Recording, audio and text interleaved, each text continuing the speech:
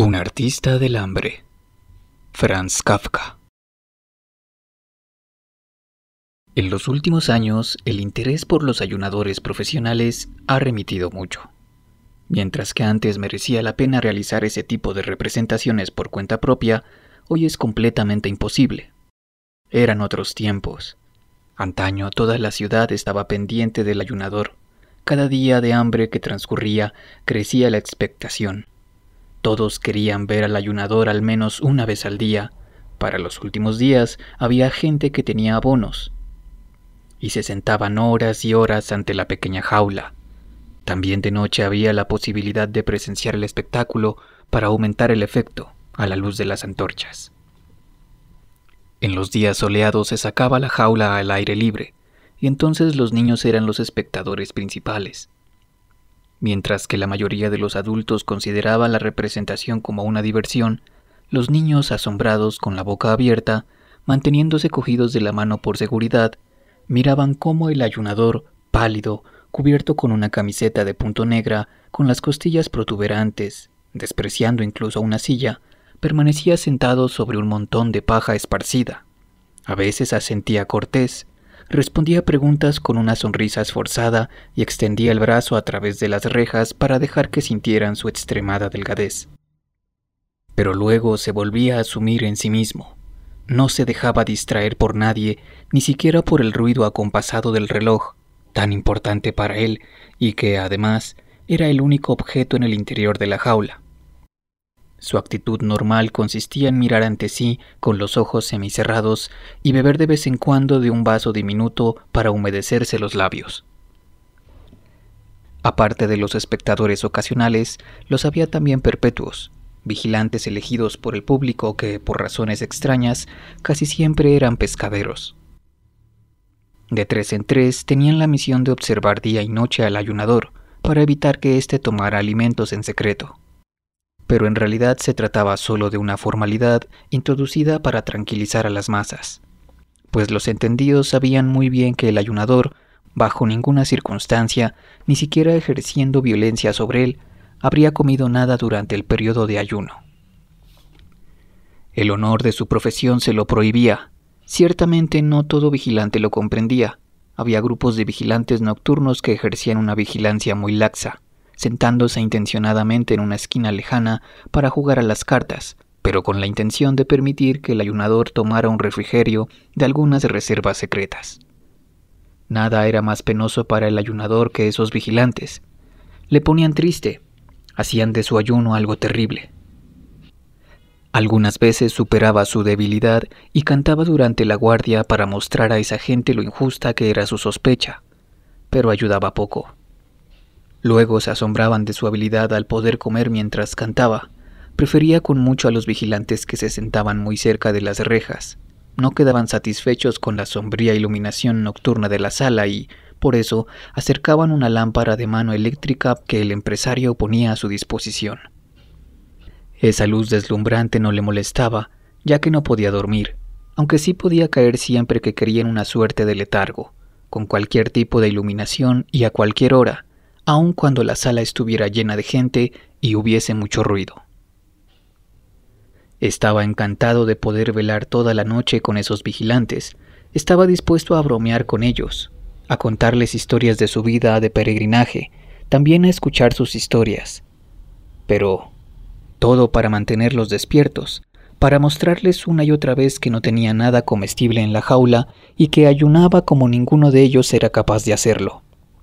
Su momento de mayor felicidad era, sin embargo, cuando amanecía y les llevaban un gran desayuno a su cuenta, sobre el que se arrojaban con el apetito de los hombres sanos después de pasar una noche de dura vigilancia.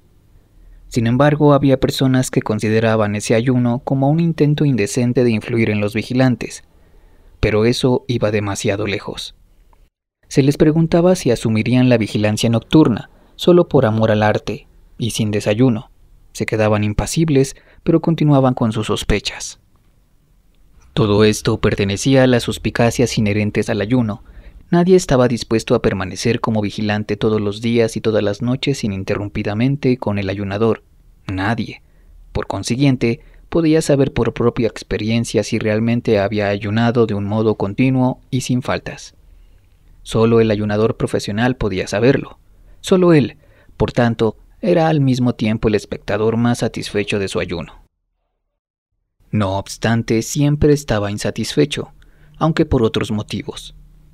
Tal vez su extrema delgadez, que, muy a pesar suyo, contribuía a que algunos no quisieran presenciar el espectáculo, ya que no podían soportar su visión, fue solo fruto de su insatisfacción consigo mismo. Solo él sabía, y ni siquiera los entendidos podían saberlo, lo fácil que era ayunar. Era la cosa más fácil del mundo. Tampoco lo silenciaba, pero no le creían. Le tenían, en el caso más favorable, por modesto, y la mayoría por un hombre ansioso de publicidad o por un simple farsante, al que, en efecto, le resultaba fácil ayunar porque sabía ponérselo fácil, y que además tenía la desvergüenza de, prácticamente, reconocerlo. Todo esto lo tenía que aceptar, se había acostumbrado a lo largo de los años, pero esa insatisfacción siempre corroía su interior, y nunca, después de un periodo de ayuno, ese testimonio se le tenía que reconocer, había abandonado voluntariamente la jaula.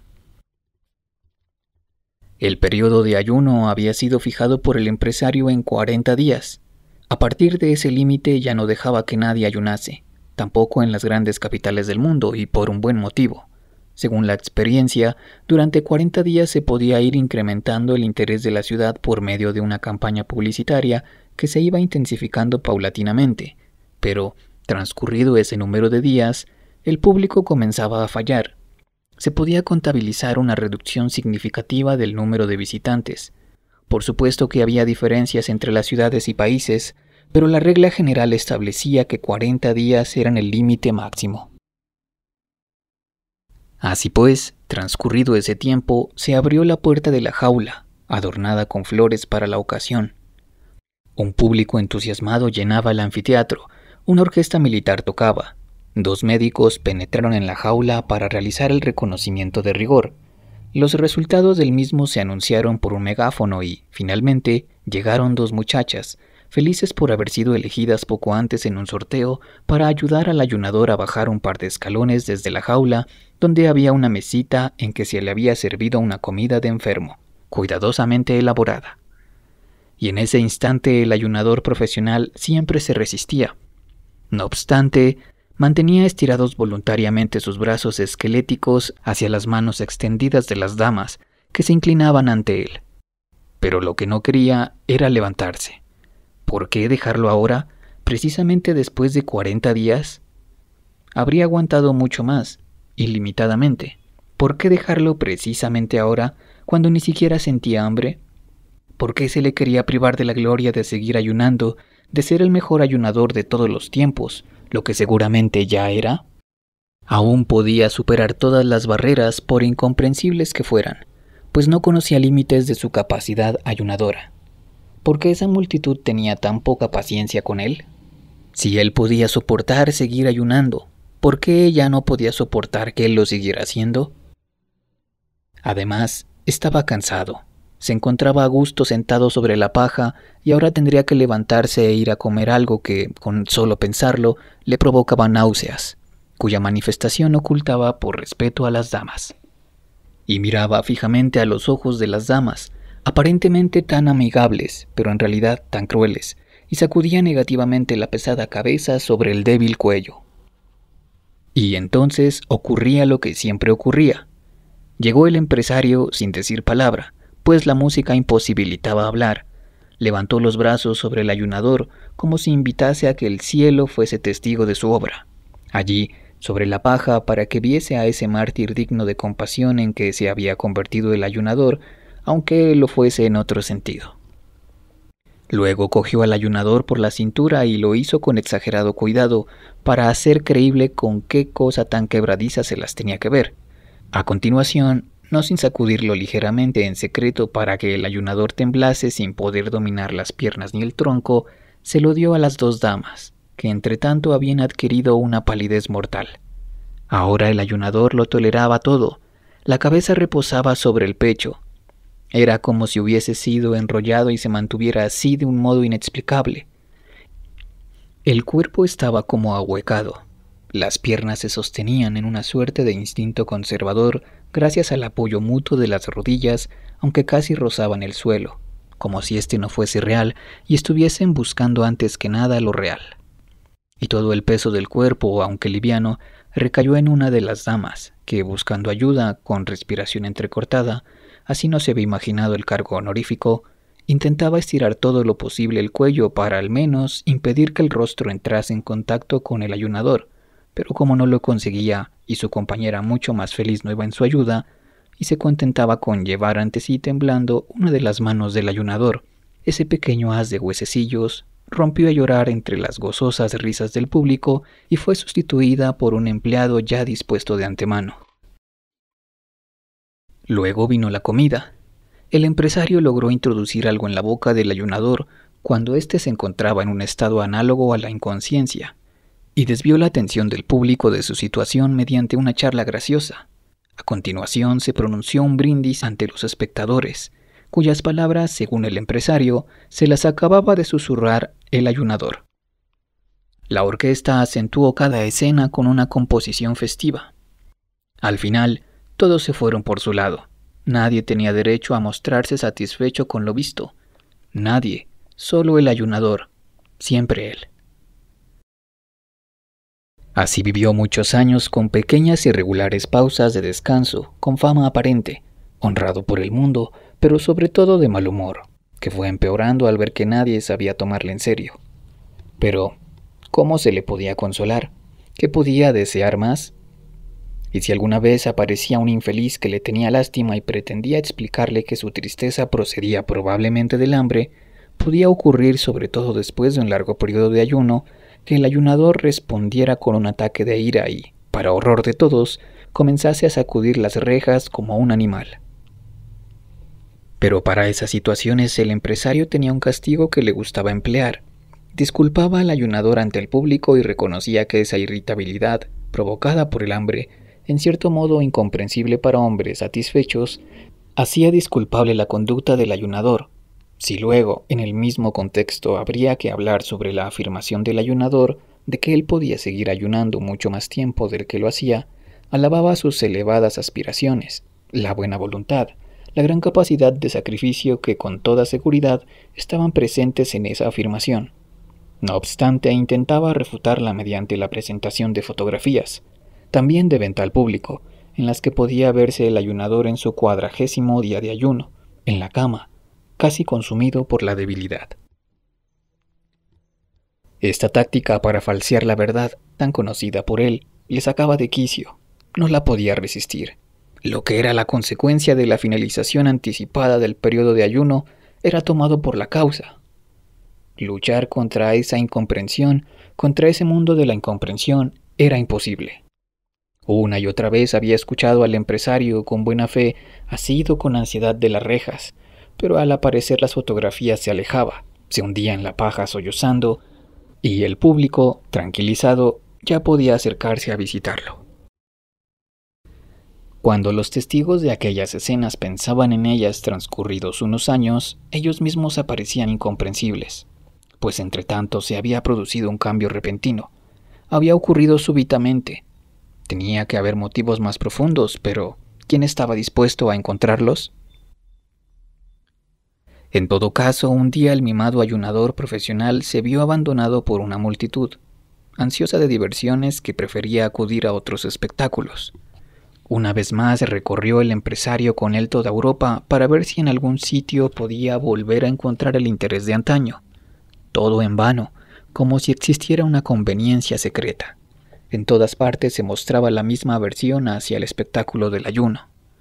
Naturalmente ese rechazo no se había podido producir de pronto, y entonces, con posterioridad, vinieron recuerdos de síntomas que, en el tiempo de la embriaguez de los éxitos, no se tomaron lo suficientemente en serio, ni se lograron suprimir, pero emprender ahora algo en contra era inútil. Ciertamente quedaba la seguridad de que algún día volverían los buenos tiempos del ayuno como espectáculo, pero para los vivos eso no suponía ningún consuelo. ¿Qué podría hacer ahora el ayunador? Pues un hombre que había sido aclamado por las multitudes no podía mostrarse en las barracas de las pequeñas ferias anuales, y para escoger otra profesión no solo era demasiado viejo, sino que se había entregado al ayuno con fanatismo. Así que decidió despedirse del empresario, el compañero inseparable de una carrera incomparable, y se enroló en un gran circo. Para no herir su sensibilidad, ni siquiera leyó las condiciones del contrato. Un gran circo con sus innumerables hombres, animales y aparatos, siempre complementándose y equilibrándose entre sí. Puede utilizar siempre a cualquiera y en cualquier momento, también a un ayunador profesional, naturalmente con las correspondientes modestas pretensiones. Además, en este caso no se encontraba solo a un ayunador, sino a un hombre famoso y con historia. Ni siquiera podía decirse, en este arte peculiar no se perdían facultades con el incremento de la edad, que era un artista ya acabado buscando refugio en un puesto tranquilo en el anonimato de un circo. Todo lo contrario, el ayunador aseguró, lo que era digno de confianza, que ayunaría con la misma intensidad que antes. Aún más, llegó a afirmar que si le dejaban, lo que se le prometió sin más, esta vez sí asombraría al mundo. Se trataba de una afirmación que, en relación a los nuevos tiempos, en los que con tanta celeridad se olvidaba al ayunador, provocó una sonrisa en los especialistas. Pero en el fondo el ayunador no perdió el sentido de la realidad y aceptó como evidente que no mostraran su jaula como un número espectacular en la pista, sino que la colocaran fuera, en un lugar fácilmente accesible cerca de los establos. Grandes carteles multicolores enmarcaban la jaula y anunciaban lo que allí se podía ver. Cuando el público, durante las pausas de la función, se apresuraba para llegar a los establos y ver allí a los animales, era casi inevitable pasar por la jaula del ayunador y quedarse un rato ante él. Probablemente hubieran permanecido allí más tiempo, si los que venían detrás por el estrecho corredor, que no comprendían esa parada en el camino hacia los anhelados establos, no hubiesen impedido una contemplación más prolongada y reposada. Ese era también el motivo por el que el ayunador, durante esas horas de visita, que naturalmente deseaba porque otorgaban sentido a su vida, no podía dejar de temblar. Al principio apenas había podido esperar a que llegara la pausa. Contemplaba encantado cómo la multitud apretujada lo miraba, hasta que, ni siquiera el más terco y casi consciente engaño de sí mismo pudo con la experiencia, se convenció de que los ruidosos visitantes, sin excepción, una y otra vez, solo pretendían ir a los establos. Y esa mirada desde la lejanía siguió siendo la más bella, pues, en cuanto se encontraban a su altura, se quedaba sordo por el griterío y por los insultos de los partidos que se iban formando sin interrupción. Los que querían contemplarlo cómodamente, pronto se convirtieron para el ayunador en los más desagradables. No lo hacían, por ejemplo, debido a su comprensión, sino a causa del capricho o por puro espíritu de contradicción contra los que querían llegar a los establos lo más rápido posible. Una vez que había pasado el gran grupo, venían los retrasados, a los que ya no les cabía la posibilidad de detenerse, aunque lo desearan. Así que se apresuraban dando largas zancadas y pasaban de largo sin ni siquiera lanzar una mirada lateral, pues apenas les quedaba tiempo para ver a los animales. Y no era muy frecuente el golpe de suerte de que apareciera un padre de familia con sus hijos, señalara con el dedo al ayunador y les explicara con todo detalle de qué se trataba. Hablase de tiempos antiguos en los que había presenciado grandiosos e incomparables espectáculos de ese tipo. Y entonces los niños, a causa de su falta de preparación en la escuela y en la vida, permanecían sin entender nada. ¿Qué significaba para ellos ayunar?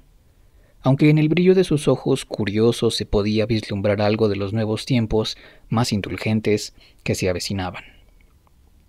Tal vez, se decía a veces el ayunador, se podría mejorar algo la situación si no estuviera situado tan cerca de los establos. La gente podría elegir con más facilidad, por no hablar de que a él los vaos procedentes de los establos, la inquietud de las fieras por la noche, los enormes trozos de carne cruda que tenían que pasar ante su jaula, los rugidos mientras los devoraban, terminaban por oprimirle y dañar su ánimo. Pero no se atrevía a presentarse ante la dirección. Era evidente que debía a los animales la gran cantidad de visitantes, entre los cuales de vez en cuando se hallaba uno que mostraba un interés particular por su arte. Y además, ¿quién sabía dónde podrían esconderle si les recordaba que existía y que, en realidad, solo era un estorbo en el camino hacia los establos? Un pequeño estorbo, es cierto, pero cada vez más pequeño. Se acostumbraron a la particularidad de pretender llamar la atención con un ayunador, y con ese hábito en los tiempos que corrían se había pronunciado la sentencia definitiva. Podía ayunar tanto como quisiera, y así lo hacía, pero ya nada podía salvarle. Todos pasaban de largo. Intentad explicar a alguien el arte de ayunar. A quien no lo siente de algún modo, no se le puede explicar. Los bellos carteles se volvieron sucios e ilegibles. Los echaron abajo y a nadie se le ocurrió sustituirlos. La tabla en la que en un principio se hacían constar cuidadosamente los días de ayuno ya no se cambiaba. Siempre estaba la misma, pues transcurridas las primeras semanas, el personal se cansó de hacer ese trabajo tan insignificante y así siguió ayunando, como había soñado antes, y sin esfuerzo, como también había presagiado. Pero nadie contaba los días. Nadie, ni siquiera él mismo conocía su rendimiento, y su corazón se entristeció. Cuando pasaba un ocioso por su lado, se paraba y se reía de la cifra en la tabla y hablaba de fraude. Era la mentira más necia que la indiferencia y la maldad innata podían inventar, pues no era el ayunador el que estafaba, sino el mundo el que lo estafaba a él por su salario. Y transcurrieron muchos días, y también llegó el final. Una vez le llamó la atención la jaula a un guarda, quien preguntó a uno de los mozos por qué se dejaba allí esa jaula tan inútil con paja podrida en el interior. Nadie lo sabía, hasta que con la ayuda de la cifra en la tabla se acordaron del ayunador. Removieron la paja con un palo y lo encontraron. —¿Sigues ayunando? —preguntó el guarda—, ¿pero cuándo vas a dejarlo? —Perdonadme todos —susurró el ayunador. Solo el guarda, que mantenía el oído pegado a la jaula, lo entendía. —Por supuesto —dijo el guarda, y se llevó un dedo a la sien para aclarar al personal el estado del ayunador. —Claro que te perdonamos. —También quería que admirarais mi ayuno —dijo el ayunador. —También lo admiramos —dijo el guarda con amabilidad. —Pero no debéis admirarlo —dijo el ayunador. —Bueno, entonces no lo admiramos —dijo el guarda—. ¿Pero por qué no íbamos a admirarlo? —Porque estoy obligado a ayunar, no puedo hacer otra cosa —dijo el ayunador. —Pues mira qué bien. ¿Y por qué no puedes hacer otra cosa? —preguntó el guarda. —Porque —dijo el ayunador—, levantó un poco la cabeza y habló con los labios ligeramente fruncidos, como para dar un beso, junto al oído del guarda, para que no se escapase nada. —Porque yo no he podido encontrar una comida que me guste. Si lo hubiera encontrado, créeme, no habría tenido el más mínimo miramento y me habría puesto morado como tú y todos. Esas fueron sus últimas palabras, pero en sus ojos rotos aún se podía vislumbrar el convencimiento fuerte y orgulloso de seguir ayunando. —Ahora ordenad todo esto —dijo el guarda, y enterraron al ayunador con la paja. En la jaula metieron a una joven pantera. Era todo un descanso hasta para los sentidos más embotados ver cómo ese animal salvaje se revolvía en esa jaula tan triste. No le faltaba de nada. El alimento que le gustaba se lo traían los vigilantes sin pensar mucho, ni siquiera parecía echar de menos la libertad. Ese cuerpo noble, dotado de todo lo necesario para desgarrar, parecía portar la libertad en su interior, parecía ocultarse en algún lugar de su dentadura. Y la alegría de vivir salía de su garganta con tal ardor que los visitantes apenas podían soportarlo. Pero lo superaban, rodeaban la jaula y no querían moverse de allí.